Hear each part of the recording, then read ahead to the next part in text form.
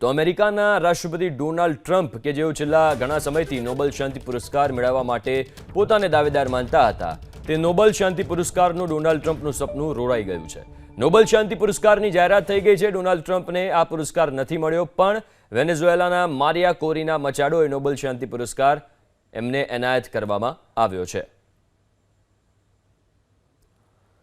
તો Donald Trump કે જે સપના જોઈ રહ્યા હતા નોબેલ પુરસ્કારના, છેલ્લા ઘણા સમયથી જ્યારથી તેઓ ચૂંટાયા ત્યારથી એવું કહી રહ્યા હતા કે ભારત પાકિસ્તાન વચ્ચે મેં યુદ્ધ બંધ કરાવ્યું છે, ઇઝરાયલ હમાસ વચ્ચે યુદ્ધ શાંતિ વિરામ કરાવડાવ્યો, પણ અને એમની ઈચ્છા હતી કે એમને નોબેલ પુરસ્કાર મળે, પણ નોબેલ શાંતિ પુરસ્કાર એમને નથી મળ્યો। નોબેલ શાંતિ પુરસ્કાર વેનેઝુએલાના મારિયા કોરીના મચાડોને મળ્યો છે।